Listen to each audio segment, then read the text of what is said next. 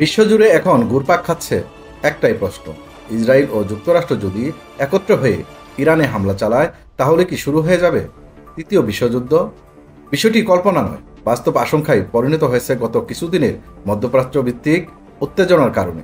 ইরানের পারমাণবিক কার্যক্রম ঘিরে হঠাৎ করে আবার উত্তাল হয়ে উঠেছে বৈশ্বিক কূটনীতিক অঙ্গন। মধ্যপ্রাচ্যে যুক্তরাষ্ট্র এখনও কূটনৈতিক সমাধানের পক্ষে কথা বললেও ইসরায়েল ইঙ্গিত দিয়েছে সমস্যার স্থায়ী সমাধান একমাত্র সামরিক অভিযানেই সম্ভব। বিশেষ করে ইরানের পরমাণু কেন্দ্রগুলোকে টার্গেট করেই পরিকল্পনা সাজিয়েছে তেল আবিব।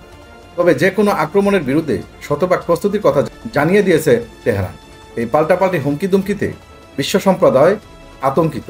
অনেকেই আশঙ্কা করছেন এই উত্তেজনা হয়তো টেনে নিতে পারে গোটা বিশ্বকে এক ভয়াবহ যুদ্ধের দিকে। চলতি বছরের শুরু থেকেই ইরানকে ঘিরে ভূরাজনৈতিক উত্তাপ নতুন মাত্রায় পৌঁছেছে।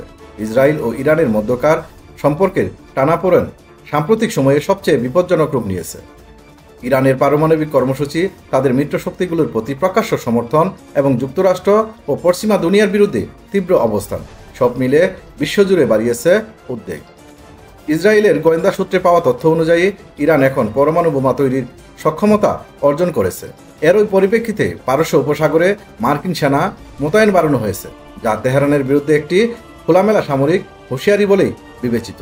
তেহরানের সর্বোচ্চ প্রতিরক্ষা বাহিনী IRGC ইতিমধ্যেই অস্ত্র হাতে প্রস্তুত জানিয়ে দিয়েছে। যুদ্ধ শুরু হলে ইহুদিবাদীদের ধ্বংসাত্মক জবাব দেবে তারা। ইরানের সামরিক বাহিনীও বলছে সর্বোচ্চ নেতা আয়াতুল্লাহ আলী খামেনির নির্দেশ পেলেই শুরু হবে পাল্টা আক্রমণ। এই প্রেক্ষাপটে মধ্যপ্রাচ্য ভিত্তিক সংবাদ মাধ্যম তাসনিম নিউজ এজেন্সি 24 মে প্রকাশিত এক প্রতিবেদনে জানায়, ইরানের উপর সরাসরি হামলা মানেই হতে পারে এক সর্বগ্রাসী যুদ্ধের সূচনা। যুক্তরাষ্ট্র চাইছে ইরান যেন ইউরেনিয়াম সমৃদ্ধকরণ পুরোপুরি বন্ধ করে, কিন্তু ইরান সে দাবিতে সম্মত নয়। অন্যদিকে কূটনীতিক আলোচনার মাঝেই ইসরায়েল গোপনে হামলার পরিকল্পনা করছে বলে বিভিন্ন আন্তর্জাতিক সংবাদ মাধ্যমে দাবি করা হচ্ছে। এমনকি সীমান্ত এলাকাগুলোতে সেনা মোতায়েন করে যুদ্ধের মঞ্চ প্রস্তুত করেছে উভয় পক্ষ। বিশ্লেষকরা বলছেন, ইসরায়েল যদি ইরানে সরাসরি সামরিক আগ্রাসন চালায় তাহলে তেহরান শুধু নিজেদের বাহিনী দিয়েই নয়, তাদের মিত্র হিজবুল্লাহ, লেবানন ও হুতি বিদ্রোহী গোষ্ঠী ইয়েমেনকেও যুদ্ধে যুক্ত করবে। ফলে পরিস্থিতি আরও জটিল রূপ নিতে পারে।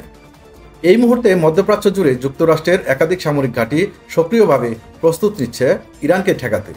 অন্যদিকে ইরানপন্থী রাশিয়া ও চীন কেবল কূটনৈতিক নয়, প্রয়োজনে সাময়িকভাবে তেহরানের পাশে দাঁড়াতে পারে বলেও ধারণা করা হচ্ছে। এতে সংঘাতের পরিধি মধ্যপ্রাচ্য ছাড়িয়ে ছড়িয়ে পড়তে পারে গোটা বিশ্বে।